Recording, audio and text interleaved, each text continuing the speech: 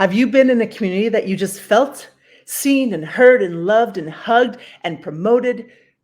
Oh, I haven't.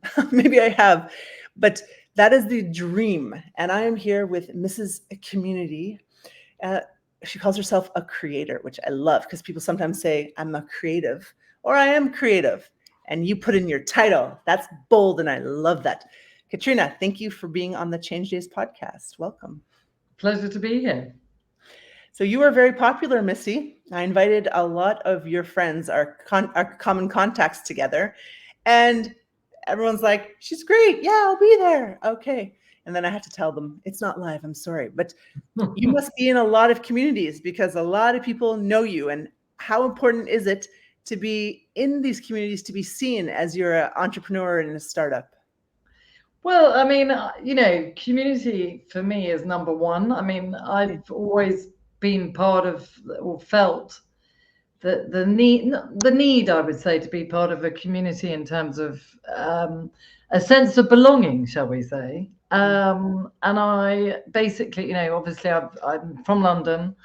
I've lived in Barcelona for now 14 years. I basically started getting involved in the startup community because I was doing radio interviews when I first came to Barcelona.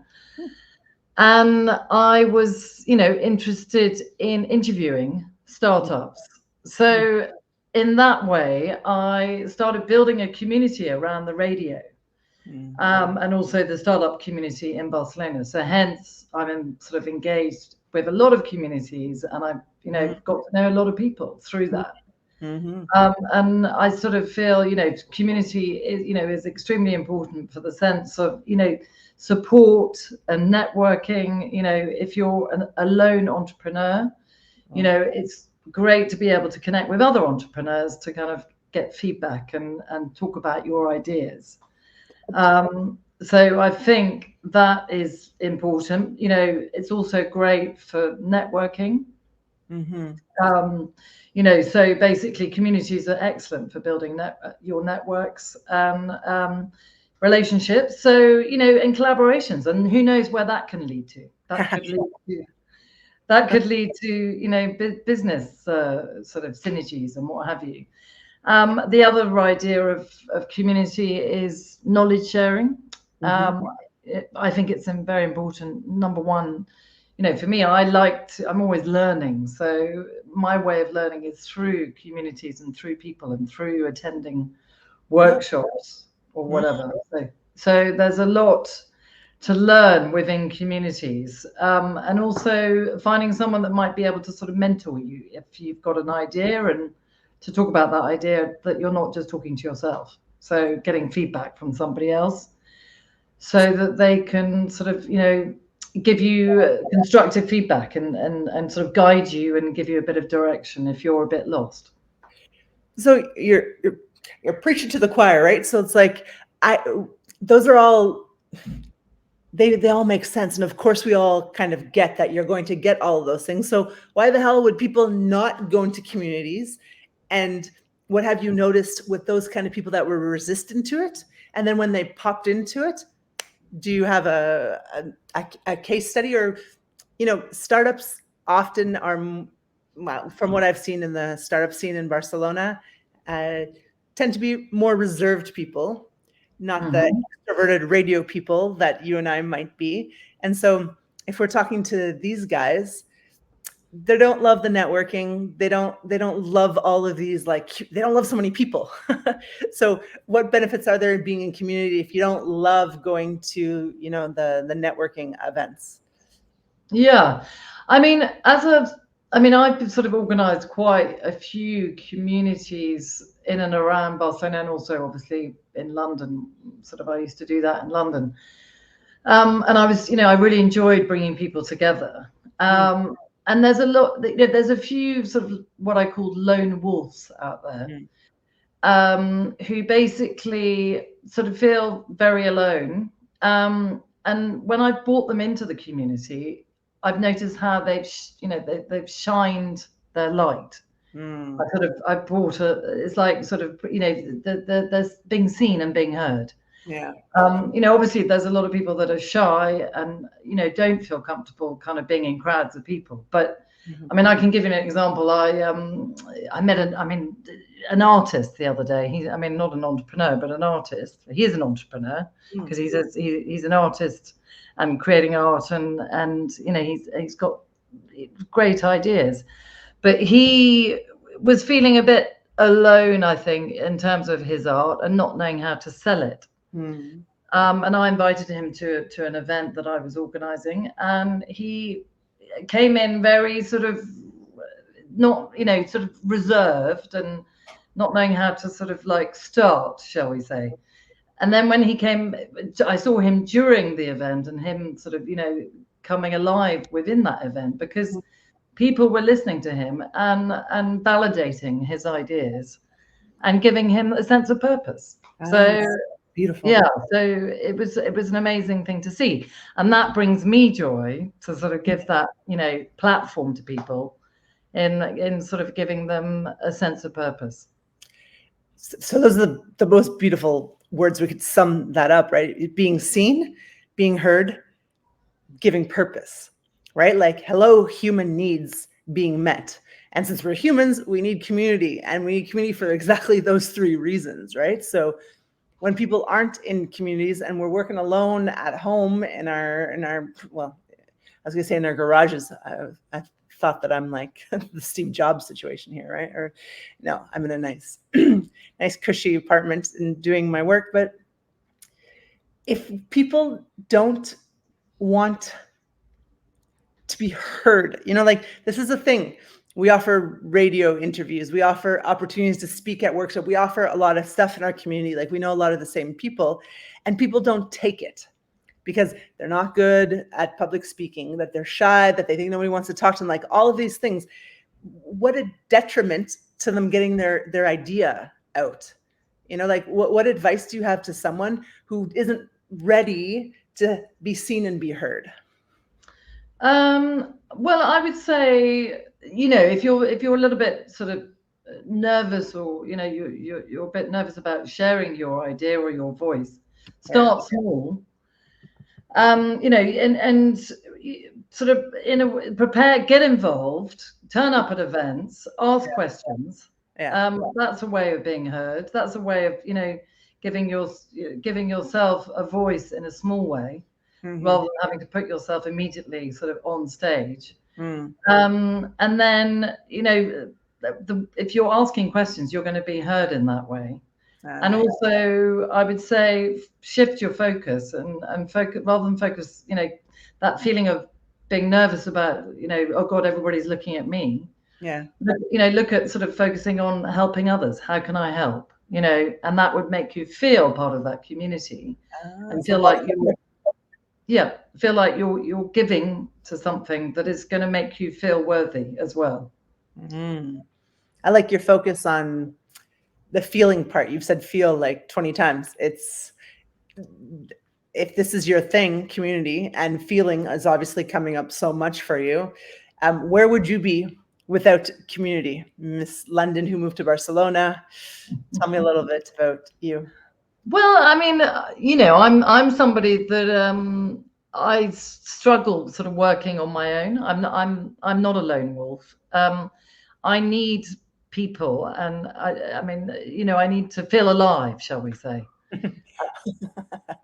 Yeah. So people make you feel alive. People make me feel alive, and also, empowering people and helping entrepreneurs, get their ideas off the ground. That's what gives me life, shall we say. I'm very much a feel person. I mean, that's my go-to word, is as I feel things out and I can sense things by feeling the community and feeding the community. So feeling and feeding the community. That's like a beautiful slogan for someone like you. Creativity, feeling and feeding the community of Barcelona. Yeah, well, I am a creator and a creative. So I use words to sort of put brands or branding ideas, shall we say. I'm very good at coming up with slogans and words. Yeah, I saw that. Very nice. Yeah. Well, you're showing who you are, and that's cool, that authenticity. So I feel for me in the communities that I'm in like maybe 10 groups in Barcelona or internationally and volunteer. And like, I think I spent more than half my life involved in communities. And there's no denying that, like, I have this huge network of lovely humans all around the world because I get benefit and they get benefit because I volunteer, I give my skills, I help them, they help me. It's like, it's just such a win-win situation that sometimes people say, well, why would I pay like a membership to be part of a community? And you're like, I just don't get those people, actually. Like, I don't understand why you wouldn't want to be in one or how you would choose one. So for me, sometimes it's hard to walk in someone else's shoes who doesn't want their voice heard, who doesn't want to spread the message, and who feels a little bit stuck in that. So I always recommend Toastmasters because that helps people, like, yeah, you're nodding your head, get braver, practice getting braver, practice doing your public speaking. Is there something that really helped you, or do you think that could really help starters and startup founders in that voice bravery area, other than showing up? Well, I mean, I can tell a story of how I got started, and I mean, basically, I was scared to sort of share my voice. That sort of not that about sort of 40, but when I came to Barcelona, actually about 14 years ago, and I realised that I was actually at my father's memorial service, and I had to stand up in front of 900 people and give a talk or present, a sort of recite a poem, I think it was. Mm-hmm. And I couldn't even look at the audience. So, there are 900 people in front of me, and I just thought, this is ridiculous. I mean, how is it I can stand up at my father's memorial not being able to sort of, use my voice and look at the people. So I was actually offered a job actually on my way back to Barcelona from my father's memorial to teach presentation skills at a university in Barcelona. So obviously. Yeah, but I was literally, and I said, okay, I'm going to throw myself in the deep end and do this, having no experience. And I asked the guys who put me forward to do this job, could you give me some sort of, background sort of material to sort of to start off, but to kickstart the classes. But I didn't get any of that, and I had to create my own. But so, you're telling me from not being able to look at the audience, which 900 people, that's really hard. Even professional speakers would shiver at that. You got a job public speaking when you had never worked in that field before. No, I hadn't. So I literally started from scratch, and that was the way to do it, was to jump in the deep end, not, and say, right, throw yourself in. This is your opportunity. You want to overcome your fear, and this is the way to do it. So I started teaching presentation skills, and that's how I got into, being where I am today, really. Sort of, and then came the radio, and then came podcasts, and then came conferences, and then came community engagement. But I mean, for community engagement, for me, as I said, I love to empower people, and I love to connect people like you do, Jessica. And it's a way of helping, and it's a way of giving purpose to yourself and giving pleasure as well to other people. Yeah, I think connecting the dots. Yeah, connecting the dots, called humans, human hearts. So what community, well, we'll finish off here, unless there's something that you're dying to share, but I would love to know some of the communities that you really recommend for specific groups of people that might be listening, if you wanted to plug that. In Barcelona? Sure. Or internationally, it doesn't matter. I know I have my favorite 4, but maybe you have your favorite 4.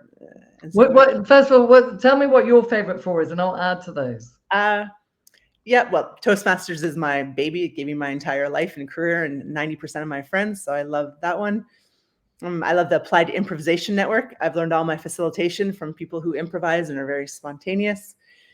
I really do like the PWN in Barcelona, Professional Women's Network. I'm the vice president of the BWN, Barcelona Women's Network. So I spend most of my time in Barcelona with those 2 groups. Wonderful. So women and is your sort of Yeah, focus. women are my shtick, as they Women say. are your thick.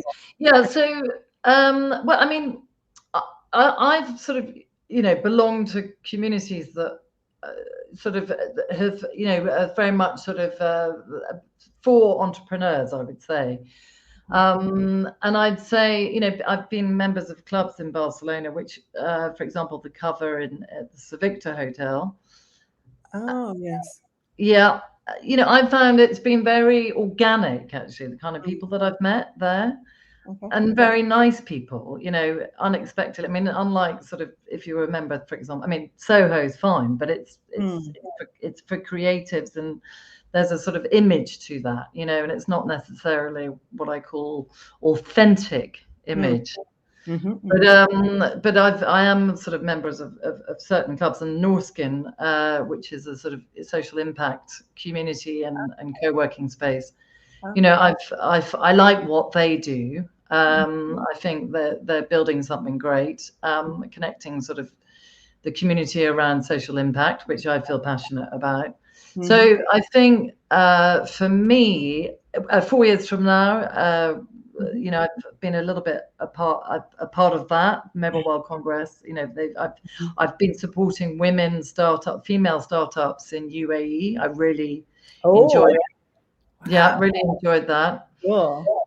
And also, I've sort of, at the moment, I'm volunteering, doing a little bit of volunteering related to community work. Because again, I think, if you can help, that's the Mhm. main thing. That's what I like to do, is helping basically people that are sort of, God, I can't make of the word. My brain is just like, people that come into cities like Barcelona, not expats, Immigrants? huh? Immigrants? Immigrants. Yeah, okay. Couldn't think of the word. It just came off. Anyway, immigrants. Yeah, helping them get a Mhm. sort of a step up in terms of helping them gain courage, and I'm Mm. volunteering to give them their voice so With that they can be heard presentation skills? with presentation Oh, skills. really? Yeah. Oh, wow. I'd like to help there. You'll Oh, tell me. right. Well, Yeah, perfect. Yeah, that's there's an organization which is it's basically finding immigrants jobs, oh, and so oh. so uh, it's an international organization, and I've offered some to help them, with kind of getting their voice heard and being heard. Mm. Being heard. We're gonna conclude on that because I think that's what community represents for me is being heard. And as a therapist, I know deep down psychologically, that's all that we all want. We want to be loved and heard and seen. And that's just who humans are. And if we're not getting that, a whole load of problems happen to us. And so community is the obvious choice. And just choosing one where you feel seen and heard for who you are authentically is the option. You got to try different ones out, get recommendations for that. But we don't have to be lone wolves like in our pajamas, typing, feeling like it's us against the world, So I guess Yeah. they can follow you and I to the events that we go to since summer's almost over and we're going to be back at the events. Back in the swing of things, and also that feeling, that sense of belonging, Yeah. especially when you're an expat living in Barcelona. I think, it's to be part of a community gives you that sense of belonging, and I think that is crucial. Well, it's just such a funny example because you and I were just at one event together at Mario's Global Tech Sales Festival. And it's like, I like you right away. And I'm like, and just because we have that small community connection, we have this connection and who knows what will happen. So it's like, it's really, you just have to show up to these events, show up with your ideas, your curiosity and authentic groups you want to be to, and you never know what will happen.